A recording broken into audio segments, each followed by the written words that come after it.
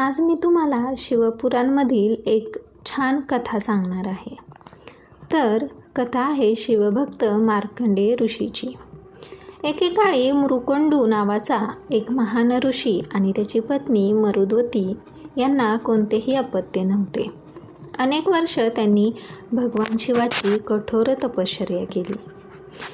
दिवसरात्र ओम नमः शिवाय या मंत्राचा जाप करत ते महादेवांना प्रसन्न करण्याचा प्रयत्न करू लागले. अनेक वर्षाच्या तपश्चर्येनंतर भगवान शिव त्यांच्यासमोर प्रकट झाले.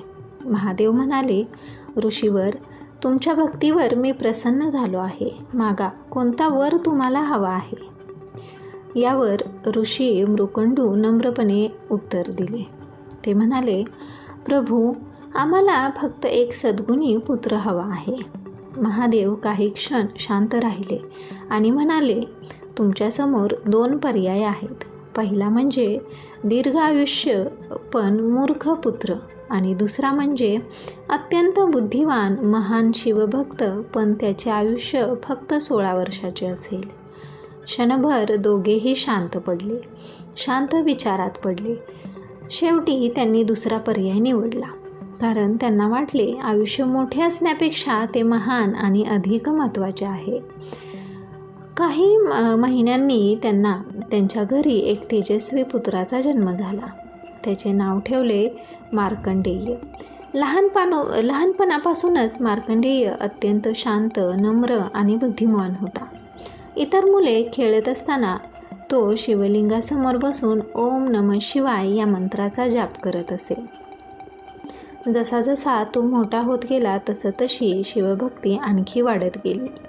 परंतु त्याच्या आईवडिलांच्या मनात एक मोठी भीती कायम होती, कारण त्यांना महादेवांनी दिलेला वर आठवत होता. त्यांच्या मुलाचे आयुष्य फक्त 16 वर्षाचे होते. मार्कंडेयला मात्र या गोष्टीची काहीच कल्पना नव्हती. त्याला याविषयी काहीच माहिती नव्हतं. तो आनंदाने भगवान शिवाची सेवा करत राहिला. पण हळूहळू त्याच्या 16वा वाढदिवस जवळ येऊ लागला आणि नियतीने एक मोठी परीक्षा त्यांची वाट पाहत होती. मार्कंडेय आता 16 वर्षाचा होण्यास अवघे काही दिवस उरले होते. मृकंडू ऋषी आणि मरुद्वती यांच्या चेहऱ्यावरचे हास्य हरवले होते. दिवस-रात्र त्यांना काळजी भेडसावत होती. रात्रभर त्यांना झोप लागत नव्हती. एक दिवस काय झालं, ऋषी मार्कंडेय आपल्या आईला रडताना पाहिलं. तो प्रेमाने म्हणाला, आई, तुम्ही इतक्या दुःखी का आहात? आईने काही उत्तर दिले नाही. ती फक्त त्याच्या डोक्यावर हात फिरवत राहिली.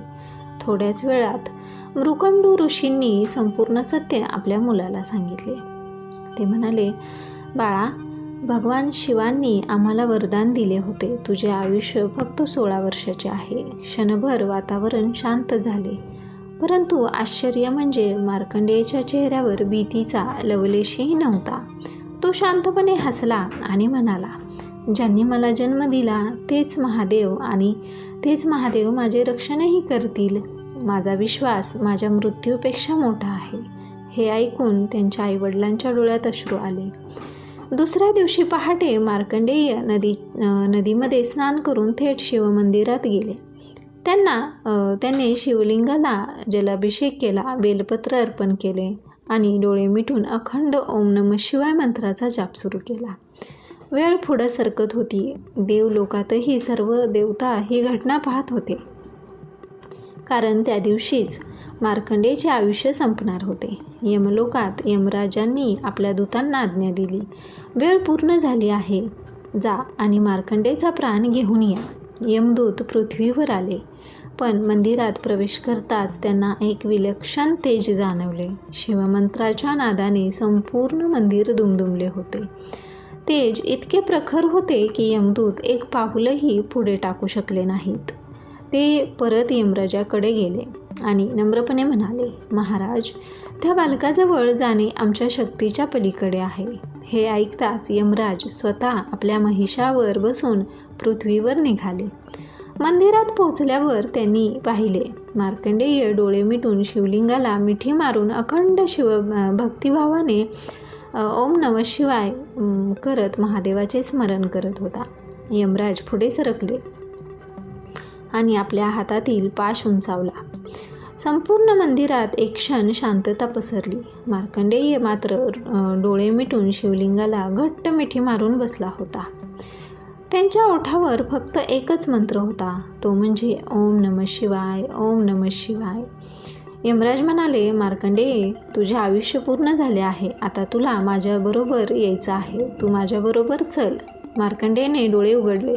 त्याच्या चेहऱ्यावर भीती नव्हती, फक्त महादेवांवर अढळ विश्वास होता. तो शांतपणे म्हणाला, माझे जीवन आणि माझा मृत्यू दोन्ही माझ्या महादेवांच्या इच्छेवर आहेत. यमराजांनी पुन्हा इशारा दिला. माझा वेळ कधीही चुकत नाही, असे म्हणत त्यांनी पाश फेकला. पण त्या क्षणी एक अद्भुत घटना घडली. मार्कंडेय शिवलिंगाला मिठी मारून असल्यामुळे यमराजांचा पाश शिवलिंगालाही स्पर्श करून गेला आणि क्षणात संपूर्ण पृथ्वी हादरली. आकाशात प्रचंड गडगडाट झाला. चारही दिशांना तेजस्वी प्रकाश पसरला. शिवलिंगातून एक प्रचंड दिव्य ज्योत प्रकट झाली. त्या ज्योतीतून स्वतः भगवान महादेव प्रकट झाले. त्यांच्या डोळ्यात एक प्रचंड क्रोध होता. त्रिशूळ हातात घेऊन ते यमराजासमोर उभे राहिले. महादेवांचा आवाज संपूर्ण सृष्टीत घुमला. यमराज, माझ्या भक्ताला स्पर्श करण्याचे धाडस तू कसे केलेस? हे ऐकताच देवऋषी आणि यमदूत सर्व थरथर कापू लागले. यमराजांनी नम्रपणे उत्तर दिले, प्रभू, मी माझे कर्तव्य पार पाडत होतो, पण त्या दिवशी महादेवांना आपल्या भक्तीवरील प्रेम अधिक महत्त्वाचे वाटले. क्षणात त्यांनी त्रिशूळ उगारला आणि यमराजांवर प्रहार केला. यमराज भूमीवर कोसळले. संपूर्ण सृष्टीत मृत्यूचे चक्र काही काळ थांबले. देवतांमध्ये खळबळ उडाली, कारण जर यमराजच नसतील तर सृष्टीचा समतोल कसा राहणार? देवता आता महादेवांकडे प्रार्थना करू लागले. यमराज भूमीवर कोसळल्याचे पाहून सर्व देवता भयभीत झाले. ब्रह्मदेव, भगवान विष्णू आणि इतर सर्व देव महादेवांसमोर आले. ते हात जोडून म्हणाले, हे महादेव, आपण धर्माचे रक्षण करणारे आहात. यमराजाशिवाय सृष्टीचा क्रम थांबेल, जन्म आणि मृत्यूचे चक्र विस्कळीत होईल. महादेवांचा क्रोध हळूहळू शांत होऊ लागला. त्यांनी मार्कंडेयाकडे प्रेमाने पाहिले.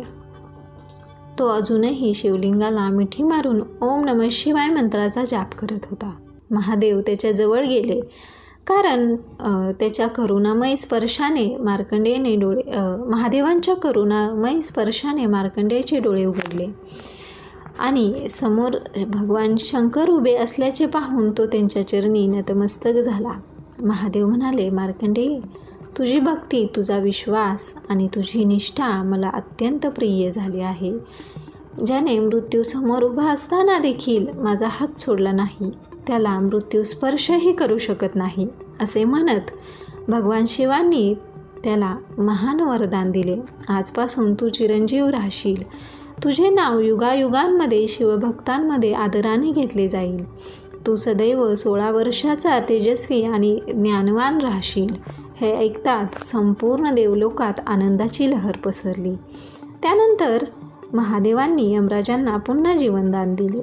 यमराजांनी भगवान शिवांना वंदन केले आणि म्हणाले, प्रभू, आज मला समजले की खरी भक्ती हीच नियतीलाही बदलण्याची शक्ती ठेवते. महादेव म्हणाले, यमराज, धर्माचे पालन करत राहा, पण लक्षात ठेवा, जो भक्त निष्काम भावाने माझी आराधना करेल त्याच्यावर माझी विशेष कृपा सदैव राहील. त्या दिवसापासून मार्कंडेय ऋषी अमर झाले. असे मानले जाते की त्यांनी अनेक युगांचा इतिहास स्वतःच्या डोळ्यांनी पाहिला आहे. ते आजही महादेवाच्या कृपेने आणि अखंड भक्तीचे प्रतीक मानले जातात.